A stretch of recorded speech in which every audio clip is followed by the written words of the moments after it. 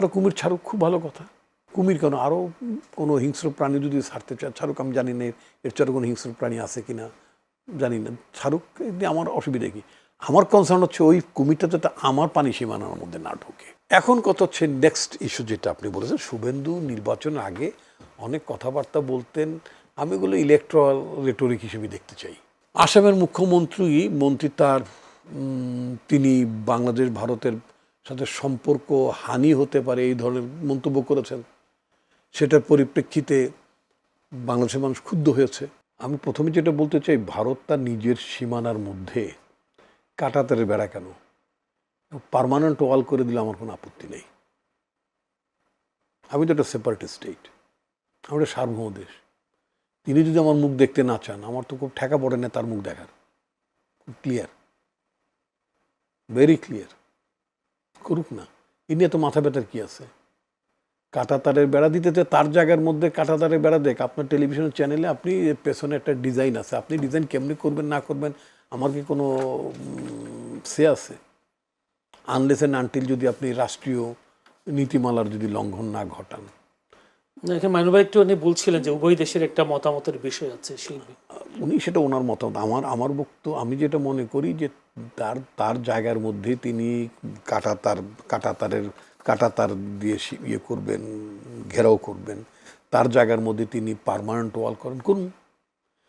আমি কয়েকদিন আগে মানে পত্রিকার নিউজে দেখলাম যে ভারত পশ্চিমবঙ্গ, ত্রিপুরা, আসাম, মিজোরাম এই সমস্ত অঞ্চলে দুর্গম এলাকায় আপনার অনুপ্রবেশ ঠেকানো, অর্থাৎ তার লোকেরা যাতে আমাদের এখানে না ঢুকতে পারে, তবে আমাদের এলাকার লোক তাদের ওখানে যাওয়ার যে কথিত অভিযোগ তাদের মধ্যে থাকে, এটা ঠেকানোর জন্য তারা নদীতে কুমির এবং স্থলে তারা সাপ ছাড়তে চায়, সাপ ছাড়ে।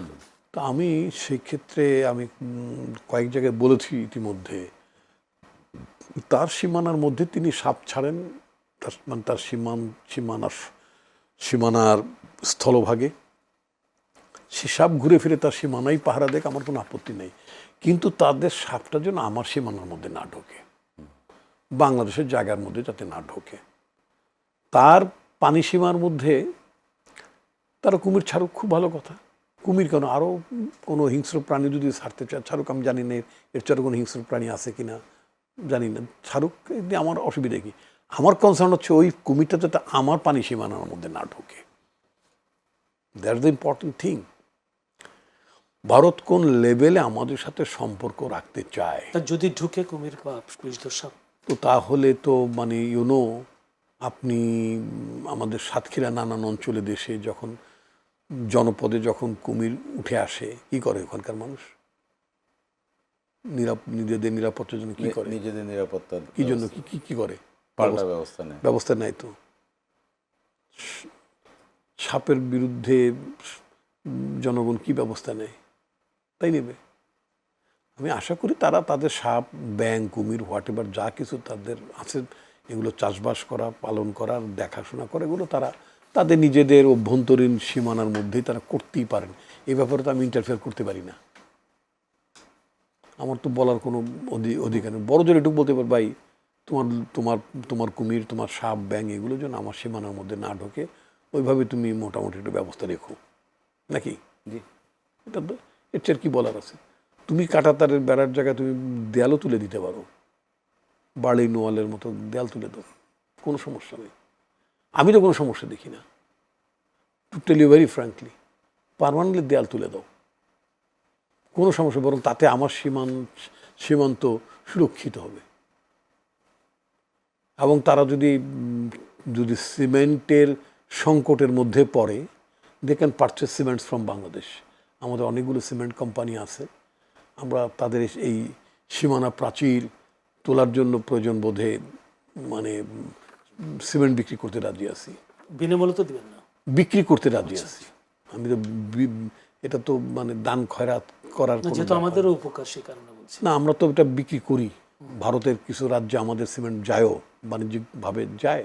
তো আমাদের আরও অধিক সংখ্যক সিমেন্ট বিক্রি হবে, আমাদের শিল্প রপ্তানি হবে, আমাদের শিল্প চাঙ্গা হবে, রপ্তানি বাড়বে।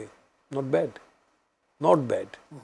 এখন কথা হচ্ছে নেক্সট ইস্যু যেটা আপনি বলেছেন, শুভেন্দু নির্বাচনের আগে অনেক কথাবার্তা বলতেন, আমি এগুলো ইলেকট্রাল রেটরিক হিসেবে দেখতে চাই। আমি একেবারে ডে ওয়ান থেকে পশ্চিমবঙ্গে নির্বাচনের ফলাফলের সম্ভাবনা, মানে বিজেপির জেতার সম্ভাবনা, রাজ্য বিজেপির জেতা, বিজেপি তো নানা জায়গায় ওদের তো রাজ্য হিসাব, তো রাজ্য বিজেপি পশ্চিমবঙ্গে জিততে পারে এটা সম্ভাবনা যখন কিছু আলোচনা হচ্ছিল ঢাকায় বিভিন্ন সংবাদ মাধ্যমে, মানে বিভিন্ন টিভি চ্যানেলে, তার মধ্যে বেশ কয়েকটিতে আমি অংশগ্রহণ করা একবার ডে ওয়ান থেকে আমি বলছিলাম, যেটা স্বরাষ্ট্রমন্ত্রী বরাদ দিয়ে আপনি বললেন, মানে একটা গভর্নমেন্ট, এটা বাংলাদেশ তো একটা সার্বভৌম দেশ, বাংলাদেশ ডিল করবে কার সাথে? দিল্লি অবশ্যই ইন্ডিয়ান সেন্ট্রাল গভর্নমেন্টের সাথে।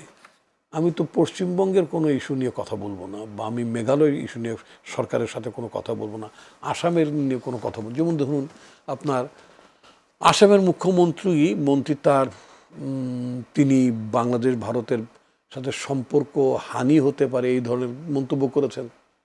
সেটার পরিপ্রেক্ষিতে বাংলাদেশের মানুষ ক্ষুব্ধ হয়েছে, এবং যার পরিপ্রেক্ষিতে পররাষ্ট্র মন্ত্রণালয়ে ভারতীয় অ্যাক্টিং হাই কমিশনকে ডেকেছে, আপনার মানে প্রতিবাদপত্র তুলে দিয়েছে। বাংলাদেশের কাজটা করেছে, পশ্চিমবঙ্গের মানে ওখানকার কোনো লোককে তো ডেকে দেয়নি, বা আসামের কোনো লোককে ডেকে দেয়নি, ঠিক আছে। ভারতের কেন্দ্রীয় সরকারের স্ট্যাটাসটাই হচ্ছে ওখানকার মুখ্যমন্ত্রী হচ্ছে সেন্ট্রাল গভর্নমেন্টের একজন মন্ত্রীর সমান, সেটা তাদের দেশের, তাদের সিএম মানে চিফ মিনিস্টার। তো আমাদের সাথে তো কোনো কম্পেয়ারেবল কোনো পজিশন না। আমি তো কম্পেয়ার করব আমার কাউন্টার পার্টের সাথে, ইন্ডিয়ার সাথে। তা আমি যেটা বলতে চাই সার্টেনলি আমরা ভারতের সাথে একটা বন্ধুত্বপূর্ণ সমমর্যাদার ভিত্তিতে সম্পর্কর কথাটা আমরা ভাবি, বিবেচনা করি। You cannot change your neighbour. আপনি তো আপনার এটা একটা আপ্তবাক্য আছে যে তুমি তোমার প্রতিবেশী বদলাতে পারো না, এটা আসলে যায়ও না। তো প্রতিবেশীর সাথে আপনার সম্পর্ক থাকতে হবে, প্রতিবেশীর সাথে আপনার লেনদেন থাকতে হবে। আমার যেটা প্রয়োজন তার কাছ থেকে সেটা নেব, তার যেটা প্রয়োজন আমার সামর্থ্য থাকলে, আমার যোগান বেশি থাকলে আমি দেব, নাকি? সে পদ্ধতিতে আগাতে চাই। আপনার ছেলেটাকে আগে একটা চকলেট খাওয়াবেন, তারপরে না ভাতিজার একটা চকলেট দিবেন। এখন আপনার ছেলেকে না খাওয়াইতে তো ভাতিজার তো চকলেট দিবেন না, নাকি দেয় কেউ? Very rare. তো সুতরাং ন্যায্য সাম্যের ভিত্তিতে সম্পর্ক থাকবে। তো সেক্ষেত্রে ভারত না, আমি এখানে আমি একটু কয়েক সেকেন্ড শেষ করতে চাই। সেটা হচ্ছে ভারতীয় সরকারের কাছে, কেন্দ্রীয় সরকারের কাছে আমার আবেদন, আমার বক্তব্য, যেটা আবেদন বলতে আমি বলছি যে আমার পজিশনটা বলতে চাই, সেটা হচ্ছে যে তার রাজ্যের বিভিন্ন রাজ্যের তাদের যে রাজ্য সরকারটা আছে, তাদের রাজ্য সরকারকে তাদের বলে দেওয়া উচিত হবে এমন বেফাস কথাবার্তা না বলা, যাতে করে শুধু বাংলাদেশ না, তাদের যে কোনো বন্ধু রাষ্ট্রের সাথে তাদের প্রতিবেশীতে তাদের সম্পর্ক যাতে নষ্ট না। সেটা ভুটান হতে পারে, যেটা শ্রীলঙ্কার বেলায় হতে পারে, সেটা নেপালের বেলায় হতে পারে, সেটা বাংলাদেশের বেলায় হতে পারে, চীনের সাথে হতে পারে, হোয়াট এভার। এবং এটা আমাদের বেলাও তাই। আমরা এমন বেফাস মন্তব্য করব না অযাচিতভাবে, অপ্রয়োজনীয়ভাবে, যাতে দু দেশের সাথে সম্পর্কের ক্ষেত্রে সন্দেহ, সংশয় বা মানে কি বলে অচলাবস্থা সৃষ্টি হয়, অনাস্থার মনোভাব সৃষ্টি হয়। কেন এটা করা উচিত না? সবাইকে ব্যাপারে সতর্ক থাকা উচিত।